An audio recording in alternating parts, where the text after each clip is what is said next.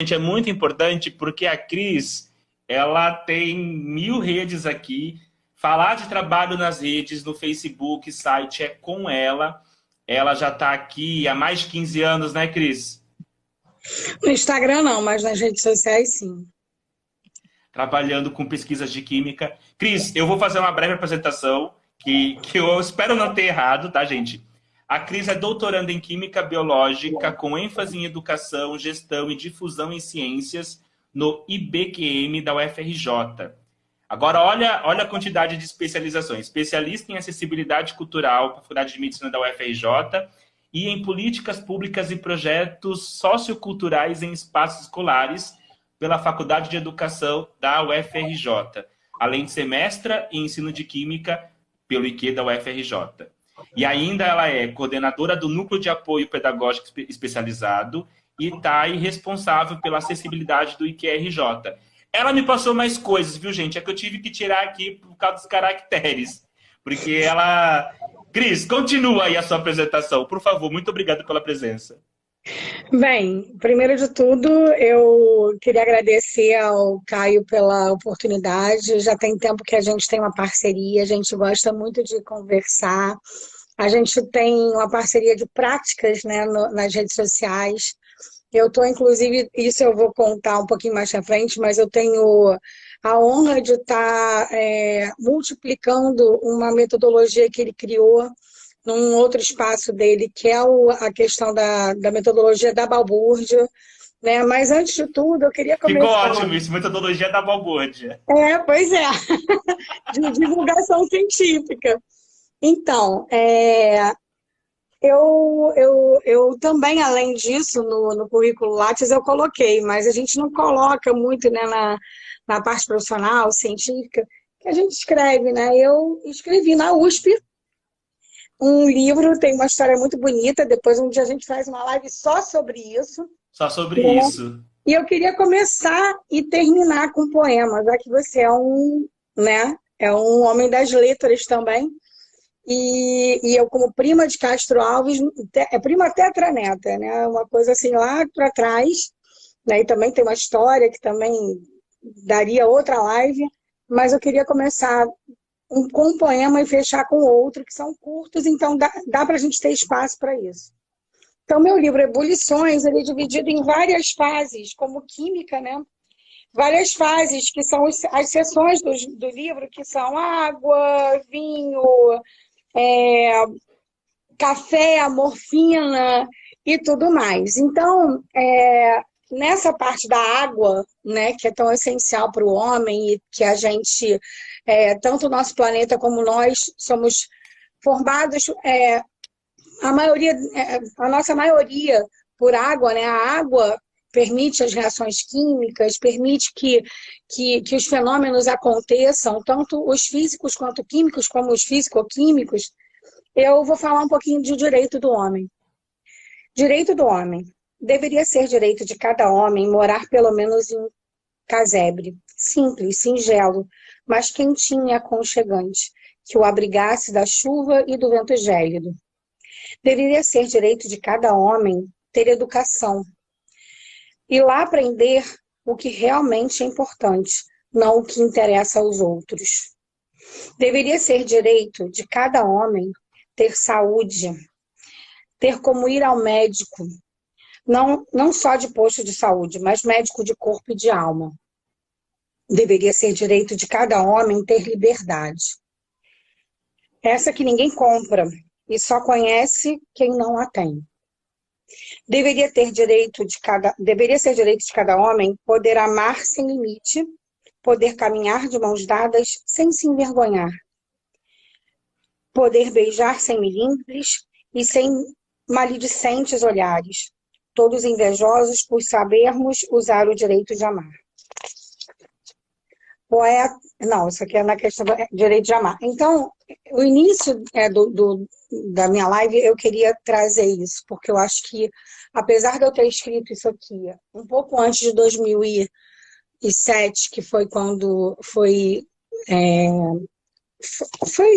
editado e foi publicado esse livro, eu muito antes já pensava em muita coisa, pensava em muitos temas que eu trago nessas estrofes e nesses versos que eu escrevi, né? Então, eu continuo com essas inquietudes, continuo percebendo que cada estrofe dessa, cada verso desse é atual. E cada vez que eu olho para esse poema, eu fico pensando, até quando, né? E muito dentro disso, eu queria já introduzir um pouco a minha inclinação, não só pelas ciências, não só pelas letras e não só pela educação, quanto também, agora, mais recentemente, pela inclusão e acessibilidade, é justamente por isso. Né? A gente estava escrevendo, inclusive, eu e a equipe, na metodologia que a Valburja me ensinou na oficina, que eu não consegui nem concluir, né? Que divulgação científica era bem diferente do que só repassar conteúdo dos outros.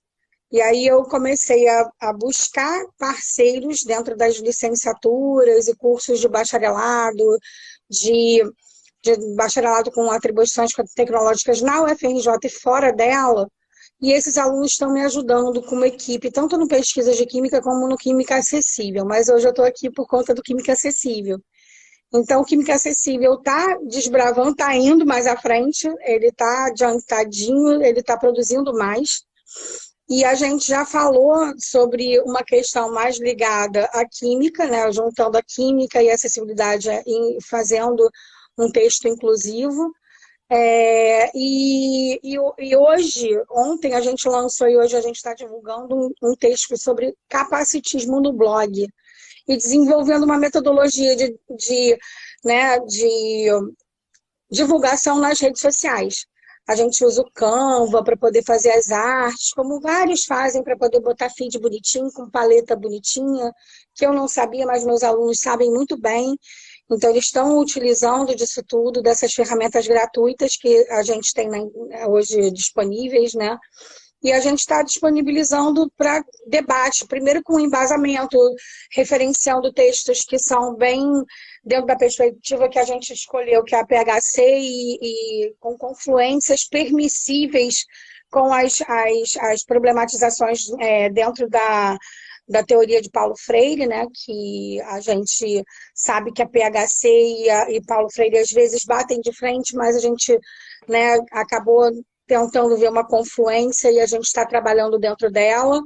E a gente está com um posicionamento político bem marxista, né, que a gente pegou, inclusive, uns textos da Nay Guedes, que eu conheço muito pessoalmente, mas hoje estou afastada, mas admiro-a muito como uma cientista que busca trabalhar numa perspectiva completamente diferente as questões da inclusão. Inclusive, ela trouxe para o Brasil, e ela é a maior debatedora do assunto, que é o capacitismo, por um ponto de vista classista, de classe, né? Da questão da consciência de classe, da questão da formação realmente do conceito, né? De que se você não é um sujeito... Cris, que é você me permite? Só deixa eu concluir esse pensamento e eu já faço. Que, no caso, se o sujeito não é uma pessoa que é capaz de produzir, gerar um produto, uma mercadoria, para vir a gerar capital e lucro, ele é tido como incapaz. E aí vem o capacitismo. Agora você pode falar, desculpa, porque realmente eu tinha que concluir o pensamento. Não, com certeza. Porque, na verdade, o que eu ia pedir, acho que você até fez, que era explicar um pouco o que é o capacitismo, né? Porque às vezes a gente ouve muito o termo, mas às vezes... Porque assim, pessoal... Melhor, eu vou convidar o pessoal para ir no Química Acessível e ir na última postagem sobre o conteúdo capacitismo e buscar... Nós temos um formulário para ser respondido, para dialogar com o público. A gente quer fazer um debate a partir do que o público quer. Tudo nosso é muito colaborativo. A gente escolhe muito do público o que eles estão sentindo, querendo, perguntando. Comentem no blog, porque a partir do comentário de vocês, do blog, das redes sociais, Instagram, Facebook, nós vamos perceber o que vocês querem que a gente fale, perceber a linha de trabalho que a gente vai semanalmente imprimir. Então, a gente está chamando para o debate se as pessoas conhecem ou não conhecem, se conhecem daquele ponto de vista, se conhecem aqueles referenciais, se já leram aqueles referenciais. E o nosso texto é um texto bem de divulgação científica mesmo, que a gente problematizou, trabalhou essa problematização, sistematizou os comentários dos colegas que estavam ali na equipe, e a gente fez um texto. A gente faz até em Google Drive, é uma construção colaborativa da equipe, cada um, né, põe um pouco de si, às vezes tem que fazem os quizzes, os stories e tudo mais, tem outros que trabalham com as artes, tem outros que trabalham mais com as questões e vão desenvolvendo um debate dentro da equipe, e quando a gente vê, a gente está com um texto construído, e quando a gente sente que ele está maduro o suficiente para ser publicado, a gente coloca num formato que é mais ou menos um formato de, né, artigo científico, e coloca no blog. Aí no blog eu posto, coloco lá direitinho, aí tem aquele formato bonitinho do Química Acessível, e que foi todo reformado. Ele foi todo reformado para receber esta equipe.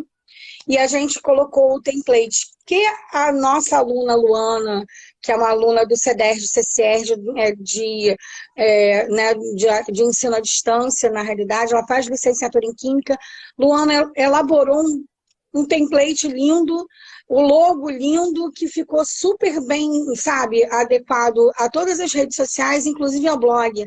E aí a gente fez uma reforma geral, né? Tá realmente um blog autoral. A gente está repaginando o blog justamente para a gente manter esse diálogo através da leitura do nosso público. E a gente faz carrosséis com resumos. Pode ter animação, pode ser estático, mas tem os resuminhos do que a gente está trazendo para ser mais acessível ainda, porque tem pessoas que, por alguma questão, aquele resumo facilita, né, a leitura. Traz para a leitura e facilita a compreensão também, porque tem ali já os tópicos essenciais para entendimento do que foi realmente tratado. Era sobre isso que eu ia falar. O post que ela está comentando sobre capacitismo, gente, no perfil dela, é um carrossel. Então, assim, você acessa e você consegue ver passo a passo. É o formato do Instagram que a gente corre o dedinho. O pessoal conhecia no Tinder. Agora, vocês conhecem no Instagram. A gente corre o dedinho no Tinder. Eu sou didática, querida. No Tinder, eu corri o dedinho para ver os fotinhos, para dar um match. Então, dá um match lá, curte, comenta, compartilha, coloca no seu stories, porque o assunto é necessário, é importante e a gente tem que debater. E, Cris, esse tema da acessibilidade, da inclusão, ela faz parte da sua pesquisa, né? Conta um pouco pra gente como que é esse... Então, eu no início do meu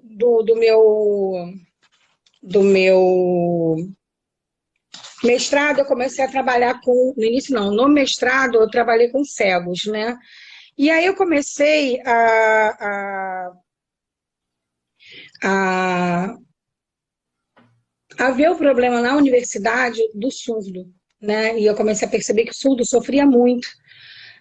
Depois do meu mestrado, trabalhando com acessibilidade e inclusão, que me chamaram para várias frentes, eu também fui para o NAPES lá na SEDUC, e aí eu comecei a perceber que o sujeito surdo sofria muito por conta da falta de comunicação, né? E aí eu comecei a dar, no doutorado, um projeto que fosse levado, eu tinha feito entre o mestrado e o doutorado, acessibilidade cultural na terapia ocupacional, no departamento de terapia ocupacional lá da medicina da UFRJ. Aí eu comecei a conviver mais com as questões da acessibilidade, da dificuldade de você acessibilizar materiais, espaços museais, espaços em sala de aula, projetos educacionais para todos os sujeitos, mas para o surdo era pior ainda, porque eles falam uma outra língua, uma língua com modais diferentes, com uma outra estrutura gramatical, semântica. Eles têm uma língua, que é uma língua... ela é gestual, mas ela também ela depende da expressão, né? Ela tem um significado diferente, ela tem uma estrutura diferente, então ela não tem uma tradução literal para a nossa língua. Então, há muitas barreiras que nós enfrentamos quando a gente fala com o surdo.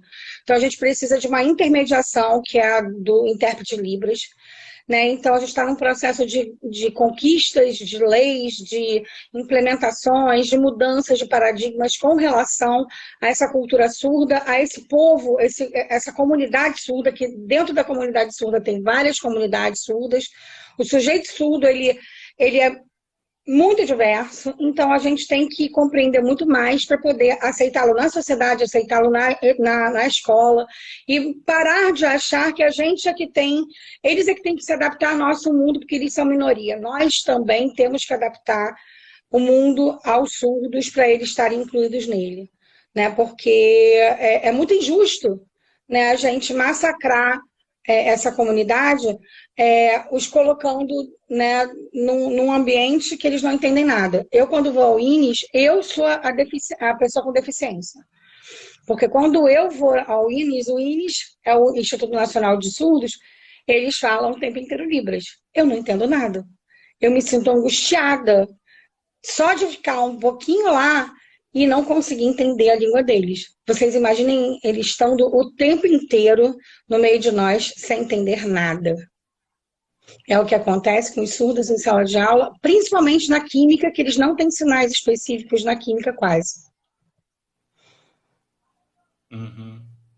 Eu, quando eu lecionava, eu tinha, às vezes, acontecia um fato muito curioso, assim, a intérprete virou para mim e disse assim, Caio, posso pedir um favor para eu falar? E a intérprete, assim, deu na turma. Gente, é o seguinte, quando tem trabalho em grupo, vocês nunca chamam elas, que eram as duas alunas surdas que eu tinha. Naquele dia caiu um pouco a ficha, que a gente sempre pensa assim, né, que o aluno surdo, cego, síndrome de Down está incluído, mas é oposto também. Eu também tenho que me incluir dentro dessa comunidade, dessa forma de interagir com o mundo. Então, a inclusão ela não é algo... O mais natural seria que todos nós falássemos as línguas dele, ou então a gente facilitasse tudo, e que nós convivêssemos e conseguíssemos articular as coisas. Inclusive, não é impossível. As pessoas acham que é impossível, tem que saber mais coisas. Não, a gente tem que ter um pouco de criatividade, um olhar mais sensível, mais... com empatia para o outro sujeito, porque diversidade, todos nós somos diferentes em algum aspecto. Então, o professor tem que ser aquele sujeito que vai para a sala de aula e sabe que vai lidar com diferenças. Então, essas diferenças têm que ser encaradas de formas, né, naturais.